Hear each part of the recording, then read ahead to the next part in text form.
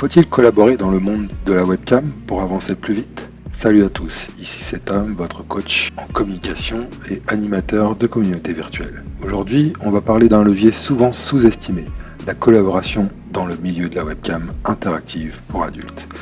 Certains pensent qu'il faut être connu ou avoir le même niveau de popularité pour collaborer. D'autres croient que ça ne sert à rien. Mais la vérité, c'est que collaborer, c'est ne pas perdre son identité, c'est amplifier son potentiel. Et on va voir ensemble pourquoi, avec qui, comment et surtout comment le faire connaître efficacement sur les réseaux sociaux. Première partie, pourquoi collaborer?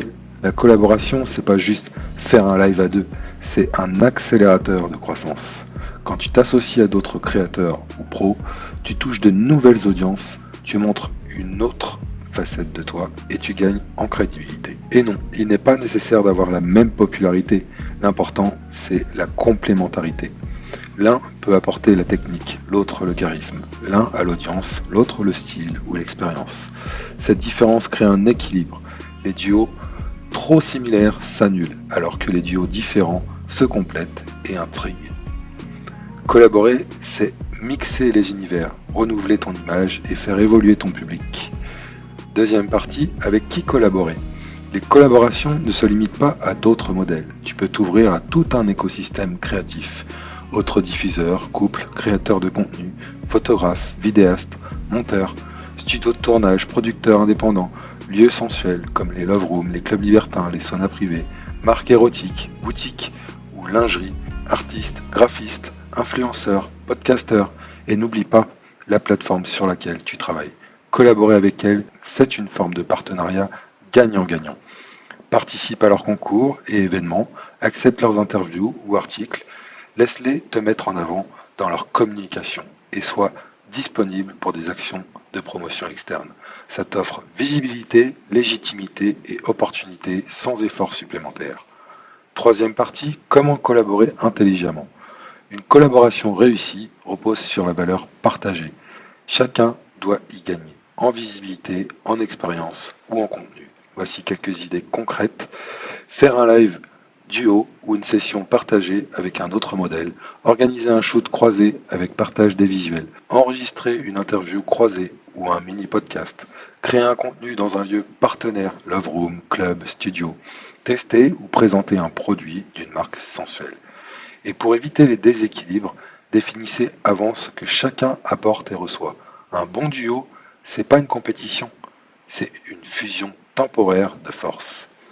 Quatrième partie, promouvoir une collaboration sur les réseaux. Une collab ne vaut rien si personne ne la voit. Alors voilà comment la promouvoir efficacement. Sur TikTok, montre des bouts de coulisses, des moments fun ou teasers sans nudité. Utilise des transitions synchro, des regards caméra et un ton complice. Ajoute des tags liés à la collaboration. Hashtag collab, hashtag duo créatif, hashtag team creators. Sur X, Twitter, partage les visuels les plus suggestifs et les extraits autorisés. Tag ton ou ta partenaire et tease le live ou la sortie de contenu.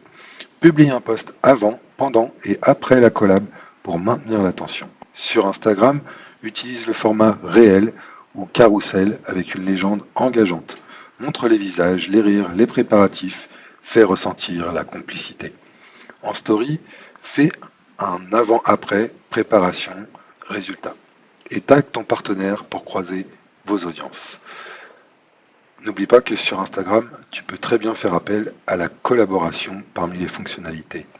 L'idée, c'est de créer un storytelling autour de la collaboration et pas juste une annonce. Cinquième partie, et si tu refuses de collaborer? Rester seul, c'est possible, mais sur la durée, ton public risque de se lasser. Les visiteurs adorent les nouveautés, les surprises, les interactions entre personnalités. Si tu refuses systématiquement de t'ouvrir, tu risques de ralentir ta progression pendant que d'autres évoluent ensemble. En conclusion, collaborer, ce n'est pas perdre le contrôle, c'est gagner un impact. Que ça soit avec d'autres créateurs, des pros, des lieux, des marques ou des plateformes, chaque lien que tu crées t'aide à grandir plus vite. La réussite, c'est pas d'être le plus connu, c'est d'être le plus connecté, visible et cohérent. Alors fais ton choix, tu veux briller seul ou évoluer ensemble? Reste créatif, reste vrai et reste visible.